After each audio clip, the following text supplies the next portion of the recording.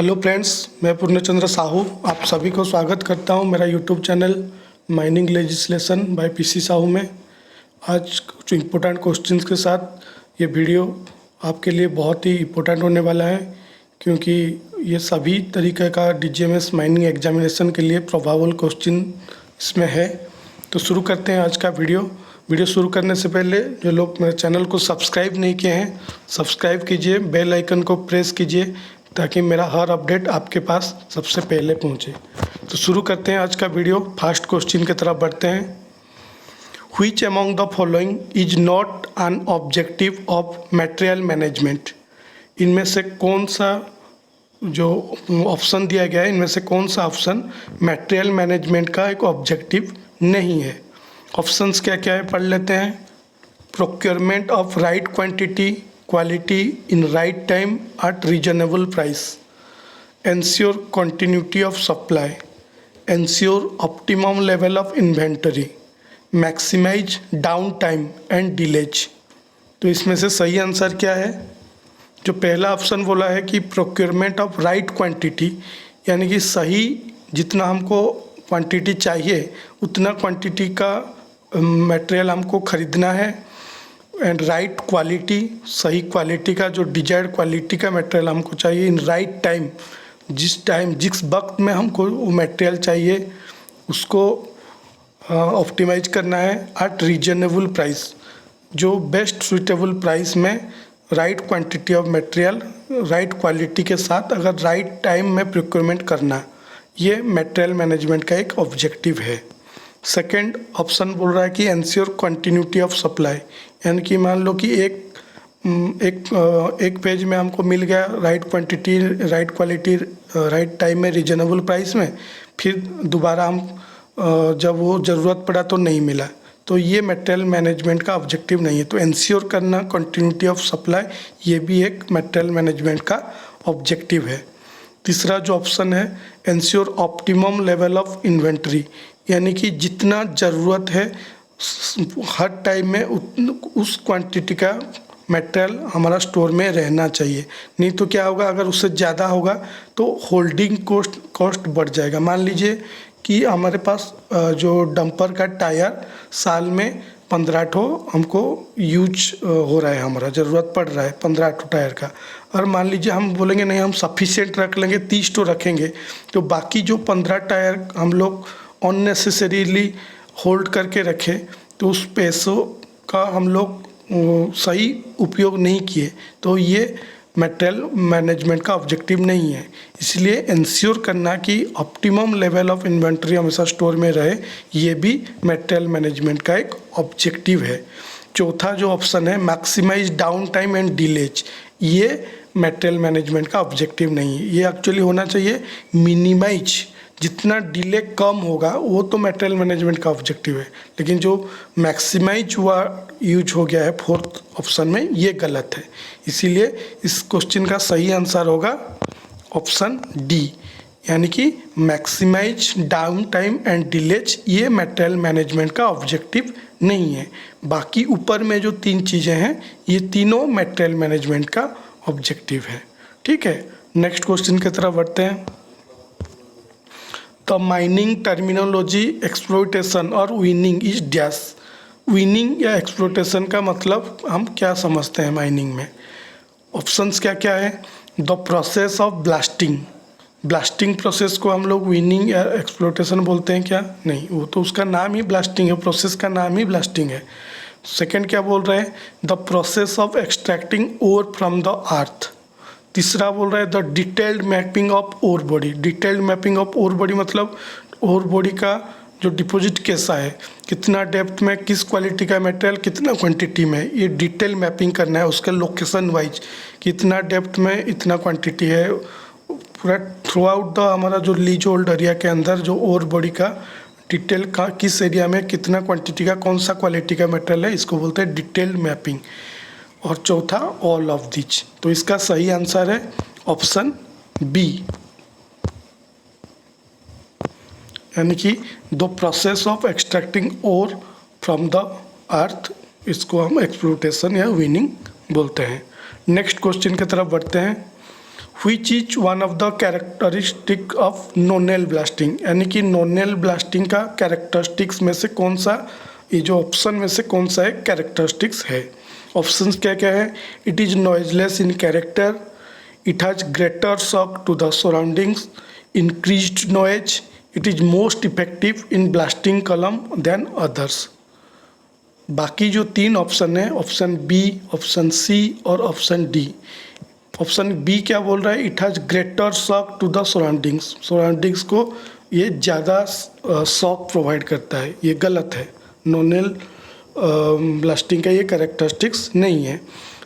जो option C में लिखा गया है इंक्रीज्ड नॉइज, इससे नॉइज ज़्यादा होता है, ये भी गलत है।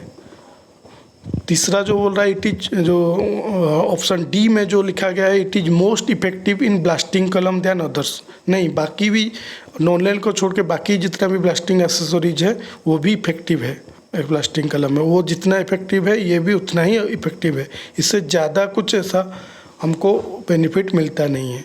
लेकिन जो ऑप्शन ए में लिखा गया है it is noiseless in character, ये इसका सही आंसर है। यानी कि नोनेल ब्लास्टिंग का जो कैरेक्टरिस्टिक्स है इट इज़ नॉइजलेस, इसमें साउंड नहीं होता है। नोनेल का ब्लास्टिंग के लिए जो साउंड होता है सिर्फ वो रॉक फ्रेगमेंटेशन की वजह से जो साउंड होता है, इसलिए नोनेल ब्लास्टिंग ज़्यादा प्रीफर किया जाता है। Next question, hardness of mineral is defined as dash. एक मिनरल का हार्डनेस बोलने से हम किसको बोलेंगे। ऑप्शंस क्या क्या है देख लेते हैं।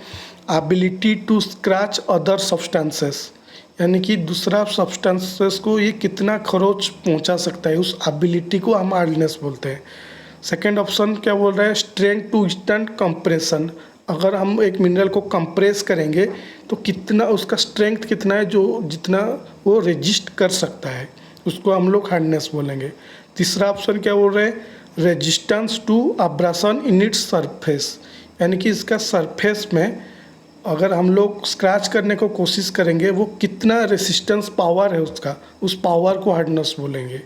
ऑप्शन डी बोल रहा है बोथ ए एंड सी, तो इसका सही आंसर क्या होगा, इसका सही आंसर होगा ऑप्शन सी, यानी कि उस जो मिनरल का सरफेस में अगर हम लोग स्क्रैच करने को कोशिश करेंगे उसका जो रेजिस्टेंस पावर है उसको स्टैंड करने के लिए उस अब्रासन को, उसको बोलते हैं हार्डनेस।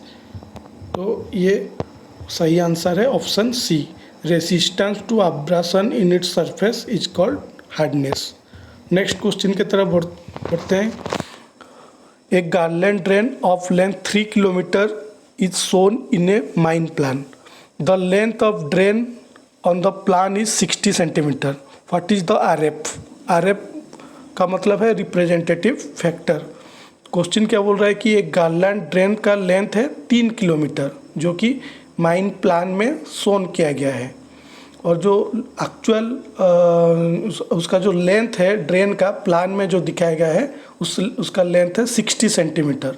तो जो प्लान बनाया गया है उसका आरएफ कितना है उसको निकालना है।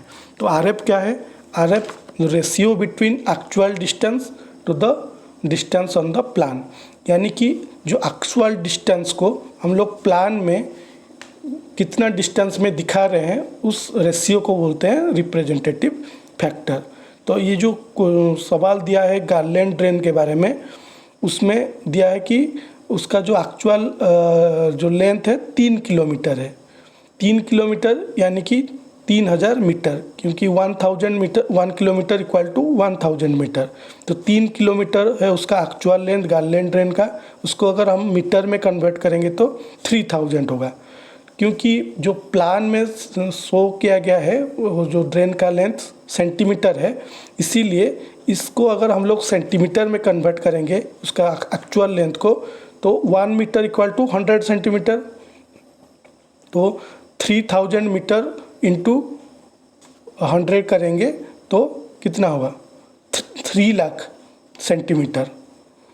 तो 3 किलोमीटर को अब लोग सेंटीमीटर में कन्वर्ट इसीलिए किए क्योंकि प्लान में जो शोन किया गया है वो सेंटीमीटर में है, इसलिए उसका जो एक्चुअल लेंथ 3 किलोमीटर है उसको अगर हम लोग सेंटीमीटर में कन्वर्ट करेंगे तो 3 किलोमीटर को अगर हम सेंटीमीटर में कन्वर्ट करेंगे तो 3 लाख होगा।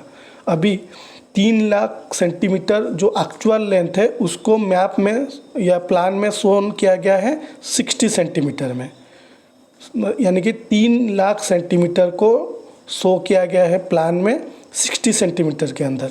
तो उसका RF क्या होगा, 60 डिवाइडेड बाई 3,00,000 होने से 1:5000 होगा। तो इसका जो सही आंसर है वो ऑप्शन बी है, 1:5000। तो इसी टाइप का अगर क्वेश्चन आएगा तो हमको देखना है कि प्लान में किस यूनिट में शो किया गया है, मीटर में या सेंटीमीटर में। प्लान में जिस यूनिट में शो किया गया होगा, हमारा एक्चुअल लेंथ को पहले हमको उस लेंथ में, उस यूनिट में कन्वर्ट कर देना है। जब दोनों का यूनिट सेम हो जाएगा उसको डिवाइड कर देने से RF हमारा निकल जाएगा। तो इसी के हिसाब से 3 किलोमीटर को हम लोग पहले कन्वर्ट किए सेंटीमीटर में। तो 3 किलोमीटर को हम लोग अगर सेंटीमीटर में कन्वर्ट करेंगे तो होगा 3,00,000 सेंटीमीटर।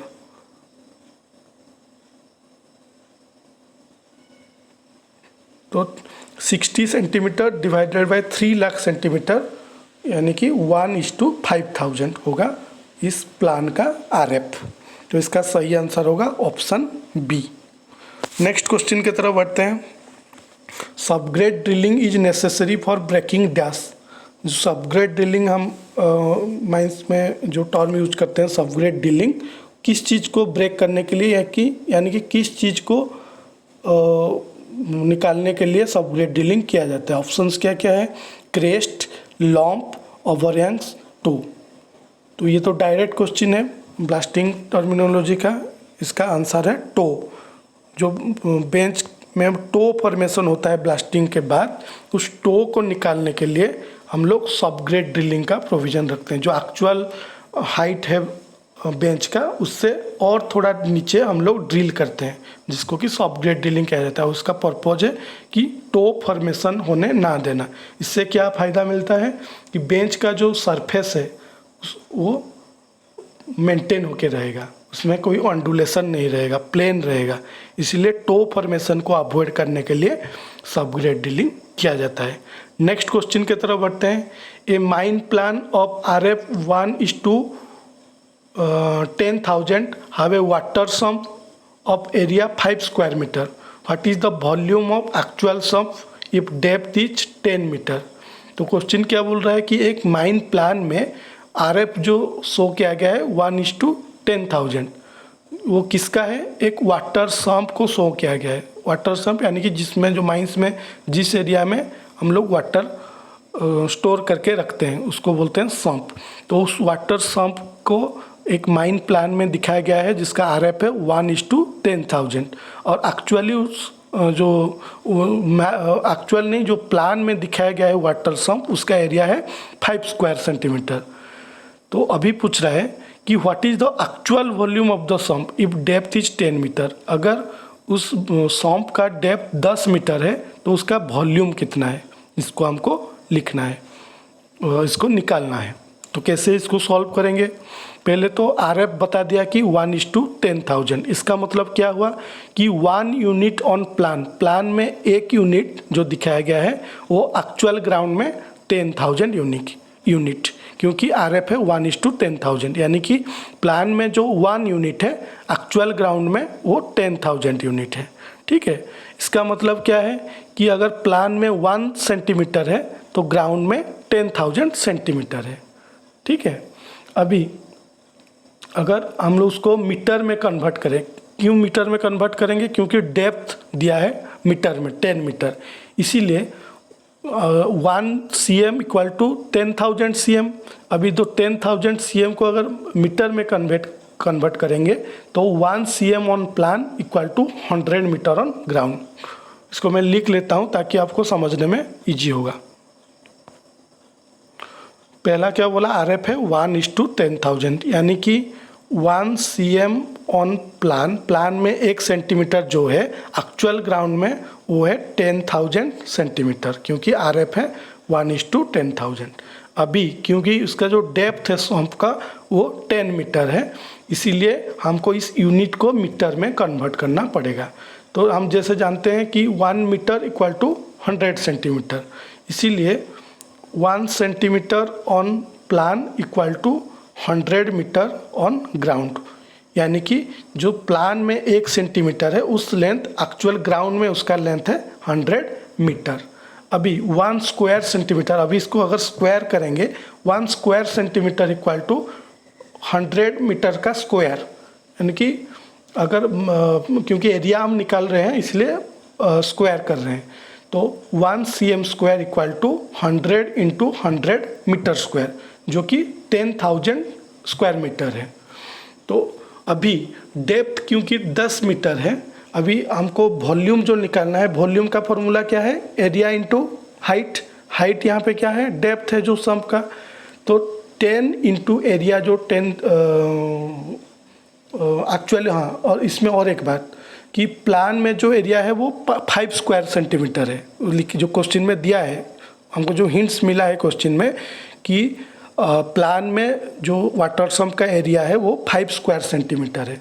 तो अभी अगर 1 square centimetre equal to 10,000 square metre in ground, तो 5 square centimetre equal to 5 into 10,000 square metre on ground, तो टोटल हो गया हमारा 50,000 क्यूबिक मीटर स्क्वायर मीटर। अभी उसका वॉल्यूम कैसे निकालेंगे, वॉल्यूम का फॉर्मूला है एरिया इंटू हाइट। अभी यहाँ पे हाइट क्या है, जो डेप्थ है सम्प का, तो अभी वॉल्यूम कैसे निकलेगा, 10 इंटू 50,000, तो टोटल हो गया 5 लाख क्यूबिक मीटर, जो कि ऑप्शन डी में है। तो इस क्वेश्चन को सॉल्व करने से पहले हमको देखना है कि जो हमको हिंट्स मिला है क्वेश्चन में उसका यूनिट क्या है, और जिस यूनिट में दिया होगा उस पहले हम आरएफ को उस यूनिट में कन्वर्ट कर देना है। कन्वर्ट करने के बाद आंसर ऑटोमेटिकली निकल जाएगा। इसमें जो मेन कन्फ्यूजन रहता है यूनिट का रहता है, इसीलिए हमेशा यूनिट को अगर हम लोग गौर करेंगे तो एक क्वेश्चन को हम इजीली सॉल्व कर सकते हैं। ठीक है, तो इस क्वेश्चन का जो सही आंसर होगा, सही आंसर है ऑप्शन डी, यानी कि 5 लाख क्यूबिक मीटर। ठीक है, तो दोस्तों ये था कुछ इम्पोर्टेंट क्वेश्चन आज का क्वेश्चन सेट का। इसी तरह इम्पोर्टेंट क्वेश्चन के बारे में नेक्स्ट वीडियो में हम लोग डिस्कस करेंगे। मेरे चैनल के साथ जुड़े रहिए और बेल आइकन को प्रेस कीजिए ताकि मेरा हर अपडेट आपके पास सबसे पहले पहुंचे। और